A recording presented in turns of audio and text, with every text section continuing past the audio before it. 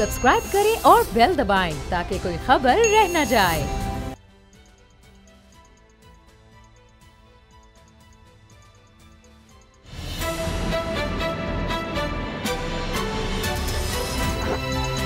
अब पता चला। बिस्मिल्लाहिर्रहमानिर्रहीम, अस्सलाम वालेकुम। मैं हूं मोहम्मद उसामा गाजी और आप देख रहे हैं अब पता चला। अब से कुछ ही देर पहले आप बराह रास्त देख भी रहे थे एक बहुत ही अहम प्रेस कॉन्फ्रेंस जो अब भी जारी है। Chairman NDMA national disaster management authority के चेयरमैन, इसके अलावा मुशीर इत्तलात फिरदौसा शिकवान साहिबा, वज़ीर प्लानिंग असद उमर साहब, वफाकी वज़ीर मज़हबी अमूर और इसके अलावा मुशीर सेहत डॉक्टर ज़फ़र मिर्ज़ा, ये सब लोग मौजूद थे। अब इस वक्त पूरे पाकिस्तान में सबसे बड़ा मसला है इस वक्त कोरोना वायरस का। 1100 से तजावुज़ कर चुकी है तादाद, ये बहुत ही ख़तरनाक है। और बाबर डोगर साहब मुझे वो दिखा भी चुके हैं ग्राफ के, जिसके मुताबिक कहा गया कि तादाद इस तरह बढ़ेगी। और अफसोसनाक बात यह है कि हम उससे ज़्यादा तेज़ी से आगे बढ़ रहे हैं। जो एक्सपेक्टेड ग्राफ था, जो मुतवक्का ग्राफ दिखाया भी गया, वज़ीर आज़म को ब्रीफिंग दी गई मुख्तलिफ जगहों पर, हाईएस्ट लेवल पर, उसमें ग्राफ बाकायदा तैयार किया गया है कि किस तरह से ये कोरोना वायरस का फैलाव हो सकता है। तो अफसोसनाक बात यह है कि हम उससे ज़्यादा तेज़ी से आगे जा रहे हैं। ये बहुत ही ख़तरनाक है। कुछ लोग सेहतयाब भी हुए हैं, अभी तक उनकी तादाद 21 बताई जा रही है। 8 मरीज़ जाँ भाग हो चुके हैं। अब मुसलसल तादाद बढ़ रही है। सिंध में मज़ीद सख्ती की कोशिश हो रही है। पंजाब में भी मैं आज देख रहा था, पहले से कुछ और ट्रैफिक में कमी है, मगर अभी भी जिस तरह का लॉकडाउन सिंध में है उस जैसा नहीं है। अब क्या करना है, एक मसला ये खड़ा हो चुका है कि सूबों और विफाक के दरमियान हम आहंगी उस तरह की नज़र नहीं आ रही। कल आपने तो ये देखा कि एक कॉन्फ्रेंस हो रही थी, वीडियो कॉन्फ्रेंस, उसमें एक दूसरे के खिलाफ बात हो गई, इमरान खान सब चले गए। अब ये खबर आई है कि N95 मास्क जैक मॉ ने, अली बाबा के जो मालिक हैं, उन्होंने पाकिस्तान को डोनेट किए और पूरी दुनिया के कई ममालिक को, जहाँ जहाँ गरीब ममालिक कोरोना वायरस से लड़ रहे हैं उनको। सिंध हुकूमत ने कहा कि जनाब बहुत शुक्रिया जैक मॉ साहब, ये आपने भेजे हैं। 40% सिंध हुकूमत रख के बाकी मुल्क को दे रही है 60%, और ये एहसान कर रही है सिंध हुकूमत।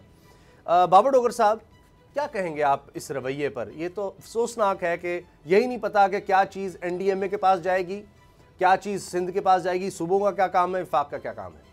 उसामा साहब, अभी NDMA के चेयरमैन जो हैं उन्होंने अभी ये क्लैरिफाई किया है कि जो सिंध गवर्नमेंट ये क्लेम करे कि अली बाबा जो प्राइवेट फर्म है उसके साथ उन्होंने कॉन्ट्रैक्ट किया था, तो उन्होंने इसको क्लैरिफाई किया कि ये NDMA ने खुद उनसे कॉन्टैक्ट किया। ये जो असाइनमेंट थी ये NDMA के थ्रू मंगवाई गई थी। ये सारे कॉन्टैक्ट्स वो कर रहे हैं। चाइना से ये असाइनमेंट आई थी और ये NDMA का एक फ़ैसला है कि ये सारे जो डिसीजन जो भी असाइनमेंट्स आएंगी, जो भी कंसाइनमेंट्स बाहर से आएंगी, वो अल्टीमेटली उनको कोई ना कोई पॉलिटिकल फिगर जो है वो रिसीव करेगा। तो इस हिस्से में जो पहली असाइनमेंट आई, ये जो आई, इसको वज़ीर आला सिंध ने रिसीव किया। इसका ये मतलब नहीं है कि ये सिंध गवर्नमेंट की है या सिंध गवर्नमेंट ने खुद खरीदी है। अब ये इसका डिसीजन जो था NDMA ने करना है, जो जिसकी रिस्पॉन्सिबिलिटी है कि इन्होंने ये सारे मुल्क में किस तरह से डिवाइड करना है। तो ये कहना कि जनाब ये 40% सिंध रखेगा, बाकी सारा पाकिस्तान इस्तेमाल करेगा, ये भी गलत है। अभी तो उन्होंने कहा कि अब आगे और असाइनमेंट्स भी आ रही हैं। कल एक और कंसाइनमेंट आएगी जिसको फॉरेन मिनिस्टर जो है वो रिसीव करेंगे। तो इसका मतलब ये है कि वो फॉरेन मिनिस्ट्री सारी इस्तेमाल कर लेगी और अपनी मर्जी से बाकी सूबों को डिवाइड कर देगी। बिल्कुल ये गलत है। कोई सिंध का इसमें क्लेम नहीं है, किसी का क्लेम नहीं है। ये फेडरल गवर्नमेंट जो है वो सारी कंसाइनमेंट मंगवा रही है, वो उसकी पेमेंट्स कर रही है और फेडरल गवर्नमेंट जो है उसको डिवाइड करेगी as per patients, as per demand of the patients. इसमें कोई शक नहीं है कि सबसे ज़्यादा जो अफेक्ट हुआ है वो सिंध हुआ है। उसमें सिंध के केसेस सबसे ज़्यादा हैं। कराची जो है वो इस टाइम लीड कर रहा है फैक्ट्रीज़ में। कराची में जो उनके मेडिकल यूनिट्स हैं, जो मेडिकल टीम है, पैरामेडिकल टीम है, पैरामेडिकल स्टाफ है, सखर है, वहाँ पर उनको इन मास्क की बहुत ज़्यादा ज़रूरत है। उसके बाद फिर पंजाब में अगर आप देखें तो देखिए आप as per demand as per requirement की असेसमेंट एनडीएमए खुद कर रहा है। तो एनडीएमए जो है वो उस असेसमेंट के हवाले से उनको पता है कि किस सूबे की कितनी रिक्वायरमेंट है, कितनी डिमांड है, उस हवाले से उसको डिवाइड कर देगा। एक और बड़ी बात जो तशवीशनाक है, मैं अफरा तफरी फैलाने के बिल्कुल हक में, लेकिन हकीकत बतानी चाहिए। अभी प्रेस कॉन्फ्रेंस जारी है और डॉक्टर जफर मिर्जा जो मुशीर सेहत हैं वो कह रहे हैं कि 6000 से ज़्यादा लोग करंतना में हैं पाकिस्तान में। 2500 के टेस्ट मुस्बत आए हैं। ये ब्रेकिंग न्यूज़ चल रही है, 2500 के टेस्ट खरल साहब मुस्बत आए हैं। और मैं आपको सलाहता हूं कि जिस तरह अवेयरनेस के लिए आपने मास्क पहना हुआ है और मैंने भी पहना हुआ था, और आपने तो कहा प्रोग्राम में पहनकर बैठना चाहिए, लेकिन वो मेरे से बोलने में ज़रा मुश्किल होती थी, आवाज़ मेरी उस तरह नहीं जा पा रही थी फिर, तो इसलिए मैंने मास्क फिर उतारा हुआ है, वरना मैंने भी पहना हुआ था, आप इस चीज़ की गवाह हैं। तो बात यह है कि 2500 लोगों के टेस्ट मुस्बत आ गए। 1100 से ज़ायद इस वक्त मरीज़ हैं जिनको कोरोना हो चुका है। इसके अलावा 100 से ज़्यादा पिछले 24 घंटे में, ये मैं नहीं कह रहा, ये डॉक्टर जफर मिर्ज़ा साहब हैं जो कंफर्म केसेस हैं उनके बता रहे हैं, 24 घंटे में 100 से ज़्यादा आए हैं। ये तादाद तो ख़तरनाक है खरल साहब, ये तो बहुत तेज़ी से फैल रहा है। उसामा साहब, मेरा ख्याल आवाज़ अभी अगर मैं बोल रहा हूँ तो मेरा ख्याल है समझ आ रही होगी नाज़रीन को, क्योंकि आपको आगे इसलिए उम्मीद है तो अच्छा, मुझे तो काफ़ी हद तक समझ आ रहा है। अच्छा, अब मामला ये है कि उसामा साहब, मैं और डोगर साहब, आप भी उसमें शामिल हैं, कि हम एक ही बात पे बार बार फोकस कर रहे हैं कि खुदारा जो आपने लॉकडाउन करना है, जो उसको आप कर्फ्यू का नाम दे रहे हैं, लॉकडाउन होना है नहीं होना, एक आपसे जो चंद लोग हैं, जो चंद 100 लोग हैं जो ईरान से आए हैं, जो चाइना से आपने नहीं लाए, मैं उसको अप्रिशिएट करता हूँ। प्राइम मिनिस्टर चाइना से नहीं आया। प्राइम मिनिस्टर साहब ने जो मीडिया के जो बाउंसर थे, जिस तरह उनको गोलियां और बाउंसर जो करा रहे थे, यॉर्कर मार रहे थे, जिस तरीके से वापस उनको बाउंसर वही लगे हैं, उसमें यही उनसे जब सवाल किया था कि आपने चाइना से अगर ज़ायरीन जो आए हैं, जो एक उसके अंदर भी ख़ास है, सवाल के अंदर एक साजिश थी, बू थी, जिस तरह आप कह रहे हैं कि जुल्फी बुखारी के ऊपर जिस तरह लोगों ने करने की और मसले को बीच में लाने की कोशिश की, क्योंकि इस वजह से कि क्योंकि वो इमरान खान साहब के कॉन्फिडेंट एक साथी हैं, उनके स्पेशल मामन हैं, हालांकि उन बेचारे का रोल नहीं है, लेकिन उसको भी एक रंग देने की कोशिश की गई कि ईरान से अगर आप लाए हैं तो चाइना से क्यों नहीं। तो उसका बड़ा ज़बरदस्त जवाब दिया इमरान खान साहब ने। उनका चाइना से हम इसलिए लोगों को नहीं लाए कि वहाँ जो इतने अच्छे बेहतरीन इंतज़ाम थे, हमें श्योरिटी मिली, हमने चीज़ें चेक की, हमारा वहाँ पे जो एम्बेसी है उसने रब्ता किया, चाइनीज़ गवर्नमेंट ने हमें प्रोटेक्शन, और मैं जिस तरह आप डॉक्टर राजशान की बात की, और लोग वहान सिटी के अंदर हैं, उसामा साहब, वहान सिटी के अंदर सैकड़ों जो लोग हैं जो तालीम के लिए गए हैं, ख़वातीन या जो लड़कियाँ हैं, ये लड़के हैं, जिनमें दर्जनों को तो मैं जानता भी हूँ, एक भी उनके अंदर पॉजिटिव नहीं, पाकिस्तानियों की मैं बात कर रहा हूँ। बड़ी बात। तो यहाँ पे अगर आते तो उनको रख देते किसी हॉस्पिटल में, और जो यहाँ तमाशा लगा हुआ, और जो आप कह रहे हैं, जिस तरह आप कह रहे हैं कि अथेंटिक बात है, बढ़ रहे हैं, फिर ताफ्तान पे आप ज़ायरीन को ले आए, वो वहाँ पे उनको मोहर लगाकर, यानी लोगों को अब वो ईरान से निकाल दिया गया था। अच्छा, वो बॉर्डर पे खड़े थे। अच्छा, ठीक है, ईरान उनको लेने को तैयार नहीं था, बॉर्डर पे थे, निकाल दिया गया, उनकी जस्टिफिकेशन है। अच्छा, मैं बता रहा हूं आपको, निकाल दिया, वहां पे यारों मददगार बॉर्डर पे थे, उनको यहां लेते थे। मैं कहता हूं ठीक है, आ गया, चाइना ने तो नहीं निकाला, ईरान की गलती है, चाइना ने तो नहीं निकाला, तो जब ईरान ने निकाल दिया तो जाहिर बात हर बंदा अपना फायदा सोचता है ना।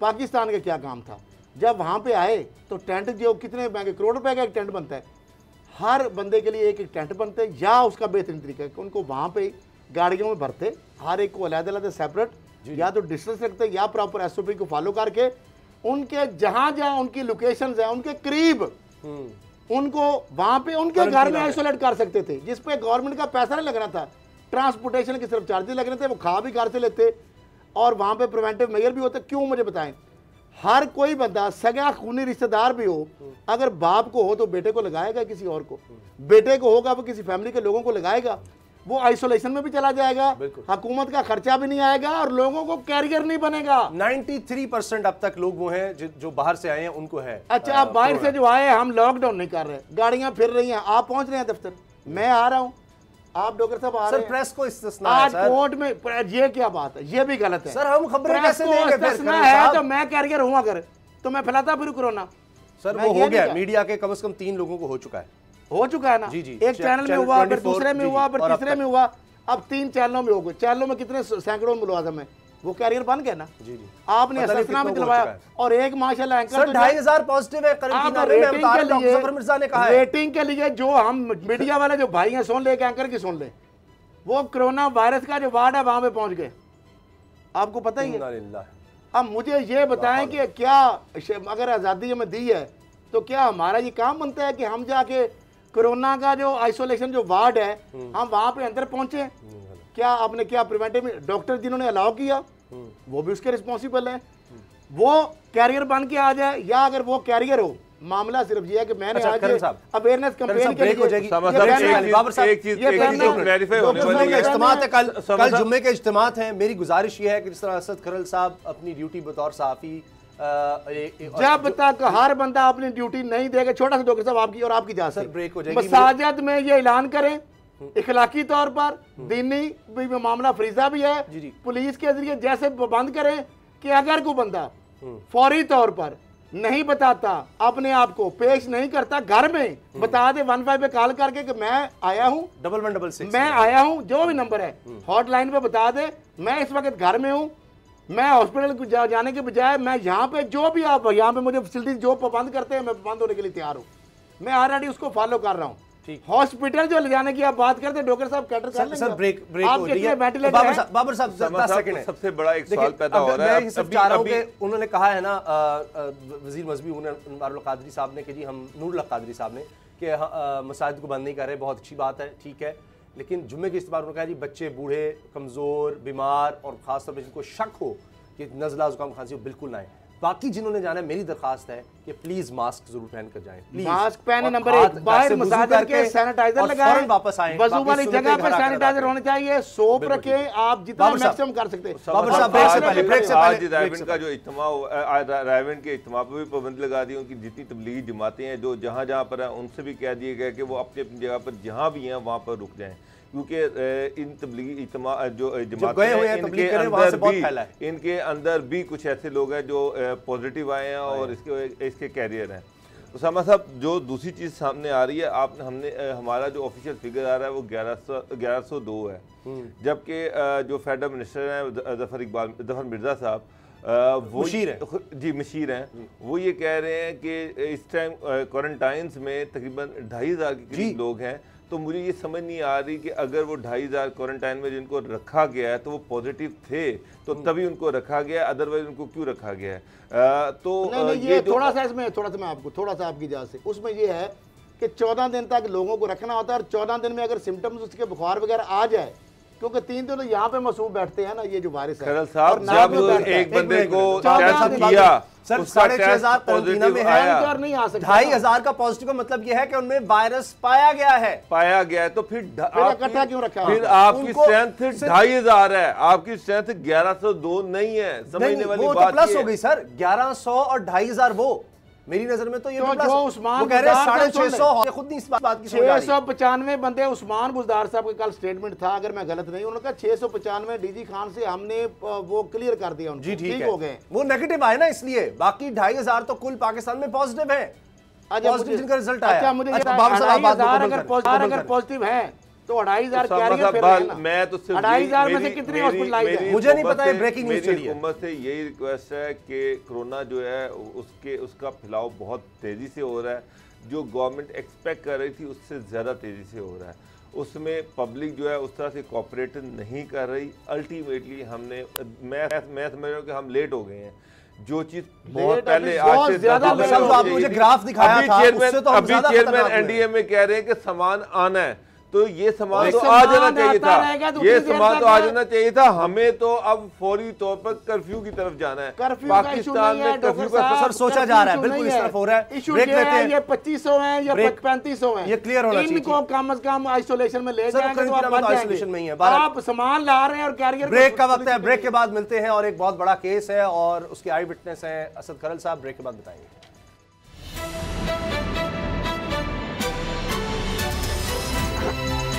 अब पता चला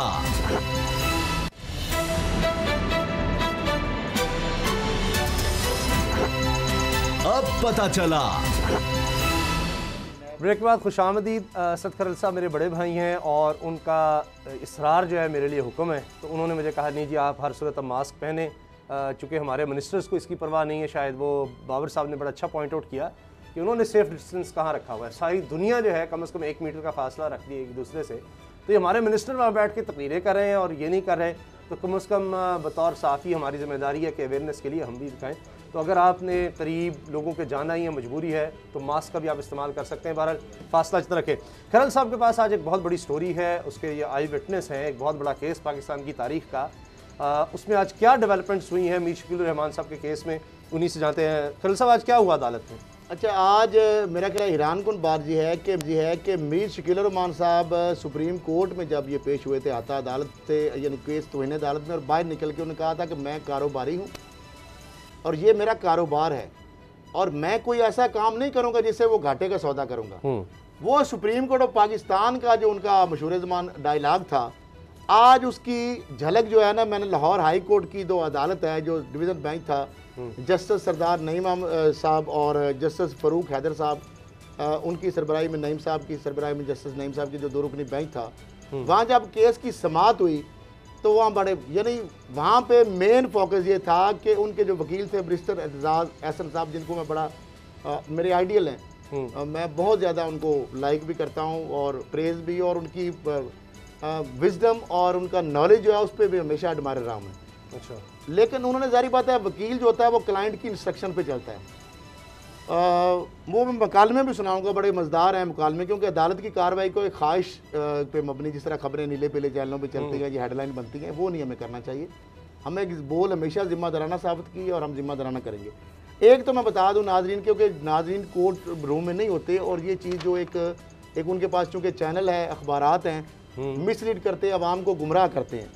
एक तो मैं बता दूं कि जो वहाँ पे बार बार वो मुकालमे में बताऊंगा, लेकिन उससे पहले अदालत के अंदर लोग कौन थे, क्योंकि जो बैरिस्टर एतजाज़ साहब बार बार ये एम्फसिस कर रहे थे कि वो एक कारोबारी बंदे हैं, वो एक बिजनेसमैन है। लिहाजा जो बिजनेसमैन के जो मामले में नैब की इंक्वायरी, SOP, गिरफ्तारी का ये सारा लिहाजा उसके ये आते हैं कैटेगरी में। वो मुकालमे क्या उसके मैं बाद में जाता हूँ। मैं वहाँ पे ये बताऊँ कि बैरिस्टर एतजाज़ साहब थे, वहाँ पे चौधरी शौकत साहब थे, ये तो उनके वकील और उनके साथ एसोसिएट हैं। फिर मीर इब्राहिम रहमान साहब थे, इसके अलावा 2 और साहबजादे थे मीर शकील रहमान साहब के, एक उनकी साहबजादी थी, एक सुहेल बड़ाई साहब थे, मकसूद भट्ट साहब थे, रईस अंसारी साहब थे, अरशद अंसारी साहब थे, रियाज शाकर साहब थे, अहमद फराज थे। मेरे ख्याल इसमें उनके फैमिली के लोग और जियो और जंग के मुलाजमीन के अलावा मुझे कोई ट्रेडर, क्योंकि वो उनका ट्रेडर है और बिजनेसमैन है, मुझे वहाँ पे कारोबारी कोई फ़र्द जो है ना, कोई चैम्बर का बंदा, कॉरपोरेट सेक्टर का बंदा, कोई मतलब कोई तंजीम का बंदा, वो मुझे नज़र नहीं आया। एक तो ये बात क्लियर हो गई। और दूसरी तरफ नैब की जानब से स्पेशल जो प्रोसिक्यूटर थे नैब सैयद फैसल रज़ा बुखारी, वो थे। ये केस आज एक वक्फे से पहले 5 मिनट की समाअत हुई तकरीबन, उसके बाद चूँकि 2 ऑलरेडी कोर्ट ने ये कहा कि ऑलरेडी उनकी अहलिया की जानब से भी हमसे भेजा की दरख्वास्त है। जो पहले जस्टिस बाकर नजवी साहब की सरबराही 2 रुकनी जो बेंच था, चूँकि वो बेंच अब टूट गया, अब वो बेंच 26 उसके लिए फिक्स थी बेंच टूटने की वजह से। तो इस केस में जब समाअत शुरू हुई तो वो उसका थोड़ा सा अहवाल मैं बता रहा था, और मुकालमे नाजरीन के लिए बड़ा ब्रीफ है बहुत, इसलिए रेपिटेशन ना हो। अराजी लाट केस में गिरफ्तार मीर शकील रहमान की राय की दरख्वास्त पर लाहौर हाई कोर्ट में समाअत, अदालत का दरख्वास्त जमानत पर नोटिस जारी करने से इनकार। जस्टिस सरदार अहमद नईम की सरबराही में 2 रुकनी बेंच ने मीर शकील रहमान की दरख्वास्त पर समाअत की। पहले दरख्वास्त जमानत दायर करने के कानूनी तकाजे पूरे करें अदालत, मुलजम के रिमांड की मुसद्दका नकल और गिरफ्तारी की वजूहात भी दरख्वास्त के साथ लफ करे अदालत। नैब ने गिरफ्तारी का तरीकाकार खुद बनाया है, लेकिन इसी की खिलाफ वर्जी की गई। एतजाज़ एहसन, नैब ने बिजनेसमैन को तलब ना करने का खुद फैसला किया था। वकील मीर शकील रहमान बैरिस्टर एतजाज़ एहसन, क्या मीर शकील रहमान बिजनेसमैन हैं? अदालत का इस्तफसार। क्या साफ़ी भी बिजनेसमैन होते हैं? अदालत का इस्तफसार। मीर शकील रहमान बिजनेसमैन है और एक बहुत बड़ा ग्रुप चला रहे हैं। ठीक, चैनल या अखबार की बात भी नहीं उनकी, वो बार बार एम्फसिस कर रहे हैं कि बिजनेसमैन है, वो बहुत बड़ा ग्रुप चला रहे हैं। अच्छा, बहुत बड़ा ग्रुप चला रहे हैं। बैरिस्टर एतजाज़ एहसन का जवाब, मीर शकील की रिहाई के लिए आईनी दरख्वास्त दायर की है। एतजाज़ एहसन, मीर शकील रहमान इस वक्त नैब की गैर कानूनी हिरासत में है। उनके वकील की जानब से एतजाज़ साहब, मीर शकील रहमान के खिलाफ इन्वेस्टिगेशन किस स्टेज पर है? अदालत का नैब के वकील से इस्तफसार। जो मैंने प्रोसिक्यूटर स्पेशल की बात की है, जो फैसल बुखारी साहब है। अच्छा, मीर शकील के खिलाफ केस इंक्वायरी की स्टेज पर है। अभी कल हमें मीर शकील का रिमांड मिला है, नायब वकील जो एहतसाब अदालत से मजीद 7 अप्रैल तक रिमांड मिला है।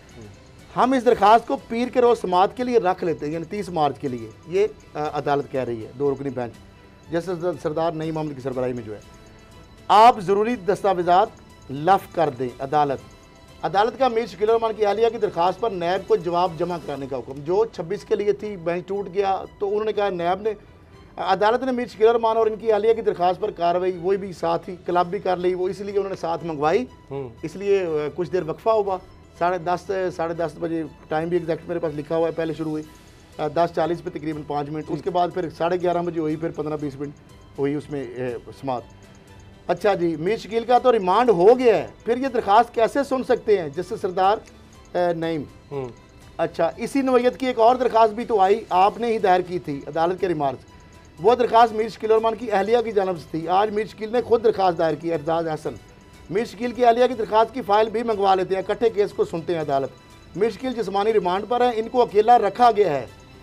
वकील, क्योंकि उन्होंने कहा था कोरोना वायरस है तो फैल रहा है, यानी उधर एडजर्नमेंट के लिए बात करते हैं, उधर अकेला के रखने की, यानी साहब अदालत में जब जाने की बात होती थी कि मुझे ना ले जाया जाए, इधर कहते जी कोरोना वायरस है, तो वो तो आइसोलेशन में शुक्र करे, बहाना बन गया उनका। अच्छा ठीक है। अच्छा, क्योंकि अगर होगा अब तो नैब के ऊपर पड़ेगा ना मामला, बाहर हो जाता तो बहुत कोई नहीं वाली वर्ष बनता। अच्छा, अब क्या है जी, अदालत ने वो 12:30 तक, अच्छा प्लाट स्कैंडल के, अब मीर शकील ने जो है उन्होंने ये किया। अब हाँ, गैर कानूनी गिरफ्तार किया गया, नैब को की जहाँ ऊपर इल्ज़ाम लगाया, गिरफ्तारी की वजूहत भी गैर कानूनी है। दरखास्त मौक़िफ़, 70 साल उम्र है, मुख्तलिफ बीमारियों में मुबतला हूँ, यानी उन्होंने कहा कि मेरा क्लाइंट जो मीर शकील रहमान है, बैरिस्टर एजाज साहब ने अपनी दरखास्त में बताया। नैब ने गिरफ्तारी से कबल अपने SOPs की भी खिलाफ वर्जी की है। वो किस SOPs की बात करते हैं? जो बिजनेसमैन को गिरफ्तार करने या इंक्वायरी करने के वाले से बार बार उस पर एम्फसिस कर रहे हैं। केस की तफ्शीज में भी मुझसे कुछ बरामद नहीं करना, जमानत दी जाए। मीर शकील रहमान की जो दरखास्त है जो, अच्छा अब मामला क्या है, इसके अंदर बात क्या है? अहम बात, सबसे अहम बात, नैब इसके अंदर, मुझे नहीं पता कि शहजाद सलीम साहब जो है वो इसमें अब रिस्पॉन्सिबल हैं, चेयरमैन नैब साहब इसमें रिस्पॉन्सिबल हैं, या केस अफसर है, IO है। जो अभी तक मैंने जो कि नैब का जो सारे इस मामले में देखा है, रोल जो है जी, वो मुझे लग रहा है कि सहूलतकारी का रोल नजर आ रहा है। या बहुत बड़ा इल्ज़ाम लगा रहे हैं नैब पर कि यानी वो चाह रहा है कि मीर शकील की जमानत हो जाए। नैब चाह रहा है, जिन्होंने इतनी मुश्किल गिरफ्तार करके गालियां भी सुनी है, इतनी तनकीद भी बर्दाश्त की है। ये रहा है कि शायद मजबूर हैं वो, कुछ दबाव है उनके ऊपर, जाहिर बात इतने बड़े ताकतवर है मीडिया के, मुझे लग रहा है, क्योंकि वजह उसकी वजूहत है। नंबर एक वजूहत ये है कि पावर ऑफ अटार्नी, आपको भी डॉक्टर साहब पता है कि नहीं मिल रही मीर शकील रहमान की, इसका मतलब है उनकी मलकियत मशकूक हो गई। निकल नैब ने कहा ऐसी बात नहीं है, आप परेशान होते हैं, नहीं मिली कोई बात नहीं, हम 2-4 बंदों को लगा के बयान ले लेते हैं, उनके जो मरे हैं, मोहम्मद अली मरहूम, हाकिम अली, हदायत अली और उनके आगे लीगल हियर्स, ठीक है, तो उन्होंने 2-4 बंदे पूरे की सुन ले, हमारे वालिद ने दी थी, ताकि बोनाफाइड परचेजर शो हो ना। जो एजाज साहब ने साहब अदालत में जो पॉइंट उठाया था पहले, अभी तो अमजद परवीन शरीफ फैमिली वाले वकील आ गए ना उधर, इधर एजाज हसन है। उन्होंने क्या किया कि नैब ने उनको बयान ले लिया कलमी, उन्होंने कहा जी हमने पैसे दिए थे मीर शकील रहमान साहब से। ये कौन कह रहे हैं? जो उस वक्त पैसे लेने वालों में नहीं थे, उनके कोई आगे बच्चे बुच्चे को 2-4, सारे नहीं, सारे लीगल ईयर्स नहीं, ठीक है, 2-4 ने कहा, और नैब ने कहते हैं कुत्ता कान ले गया और मान लिया। उन्होंने कहा जी हमने पैसे लिए थे, सुन लें बात जरा डॉक्टर साहब, सुनते जाएं और हम ही शर्माते जाएं, मेरा ख्याल है। उन्होंने लिखा, यानी मुलजम को फायदा किस तरह दिया जा रहा है, मैं जो समझ रहा हूँ, अगर मैं गलत हूँ तो सारे देख रही दुनिया।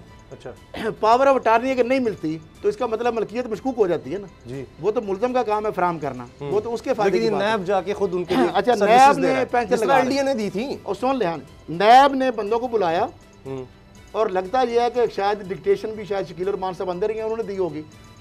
वो बंदे लिख रहे हैं कि हमने मीर शकील रहमान से पैसे लिए 86 में, और हमने हिस्सा बराबर तकसीम किया आपस में पैसों का। अच्छा, मैंने नैब से ये सवाल पूछा कि उन्होंने 2-4 बंदों ने आपको कह दिया, आपने ये पूछा कि मोड ऑफ पेमेंट क्या थी, तो उन्होंने कहा जी वो तो हमें याद ही नहीं रहा। अच्छा, फिर मैं कहा ये उन्होंने कह दिया तो आपने मान लिया, आपने वो ट्रेल या सारे लोगों को बुलाया? कहते एक आदमी कह दे तो काफ़ी है। मैं कहा बाकी लोग अगर कहें हमें नहीं मिला हिस्सा तो सबको बुलाना चाहिए। ब्रेक का वक्त है। फिर मीर शकील रहमान से आपने मोड ऑफ पेमेंट क्या थी, ब्रेक के बाद इससे ज़्यादा धमाका खेज नाजरीन आपको बताएंगे चलिए, इस ब्रेक ले केस लेते के हैं। अंदर कल को ये कह देंगे जिसे इस्लामाबाद हाई कोर्ट ने कहा कि हमारे कंधे पर आके चलाना ब्रेक चाहते के हैं। बाद बाबर डोगर साहब से कहेंगे कि फिर ये तो कमाल है जनाब कि इस तरह तो लग रहा है कि फिर ज़मानत कह बड़ी देंगे आसानी से हो अदालत ने जाएगी। जमानत दी, अदालत का ब्रेक कोई के बाद कसूर नहीं मिलते हैं। होता। इस्लामाबाद ब्रेक हाई के कोर्ट बाद। कह चुकी है, नैब कच्चा केस ब्रेक के बाद ब्रेक के बाद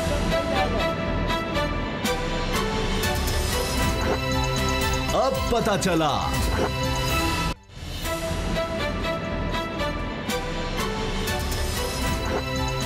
अब पता चला।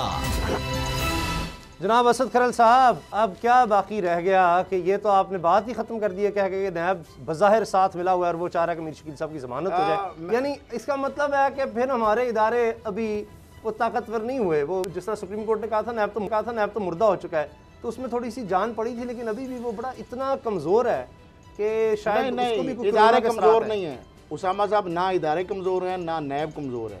अच्छा। मैं नैब की क्रेडिबिलिटी के ऊपर मेरा कोई सवाल नहीं, मेरा शहजाद सलीम साहब की क्रेडिबिलिटी के ऊपर कोई सवाल नहीं। सुनते जाएं, डीजी मेरा नैब लाहौर, चेयरमैन- वो बता भी दें, लोगों को नहीं पता। मेरा शहजाद सलीम, डीजी चेयरमैन नैब लाहौर। नैब की क्रेडिबिलिटी के ऊपर कोई सवाल नहीं, मेरा सिर्फ एक सवाल है और बहुत सारे सवाल हैं, उनको भी पता है कि क्या ऐसी उनको मजबूरियां हैं कि इस केस के अंदर जो मेन एविडेंस है वो आपने रिकॉर्ड पे नहीं लाना चाह रहे। तो कौन सा बार evidence है? बार अटेम्प्ट के बावजूद वो सिर्फ सब ये बता दें कि ऐसे सबूत जिनसे मीर शकील और रहमान साहब जो है उनकी जमानत रुक जाए, उनको सजा हो सके, केस जो है उसका दायरा कार वसी हो, वो चीज़ें वो रिकॉर्ड पे लाने में हिचकिचाहट का मुजाहरा कर रहे हैं।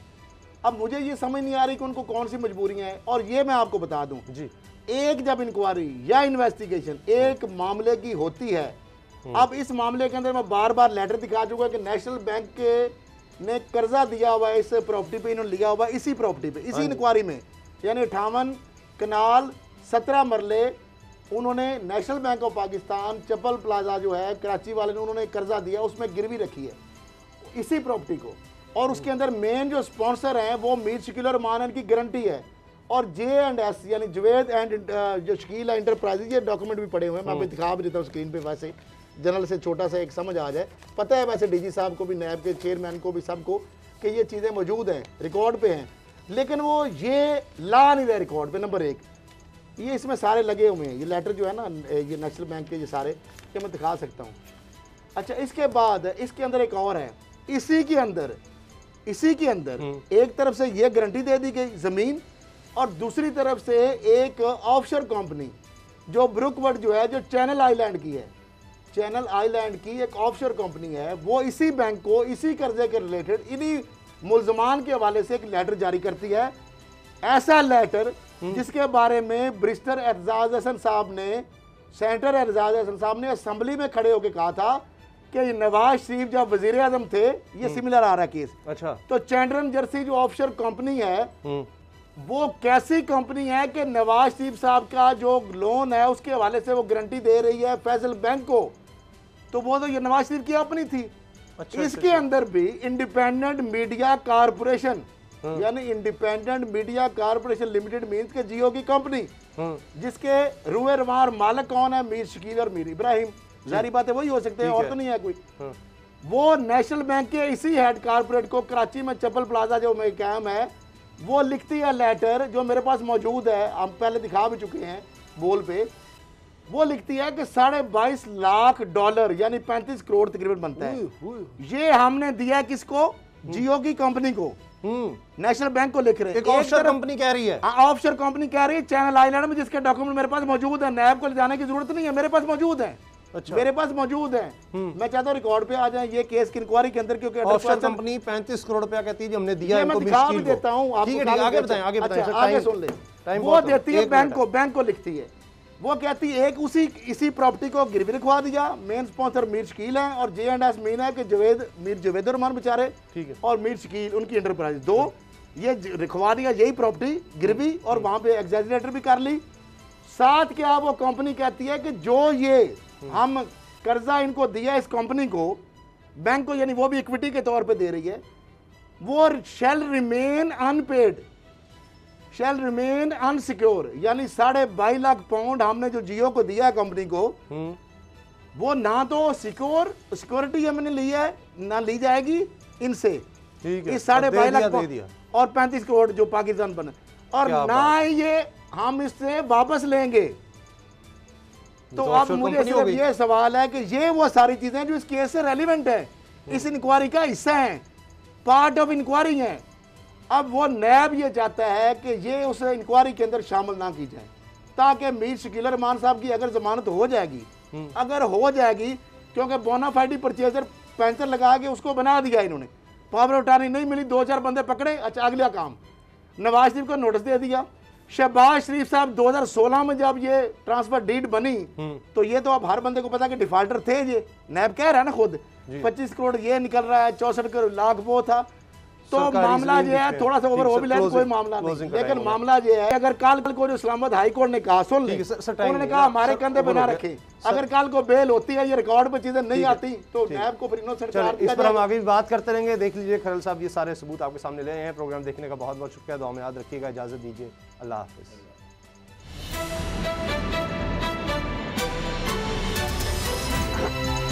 अब पता चला। सब्सक्राइब करें और बेल दबाएं ताकि कोई खबर रह न जाए।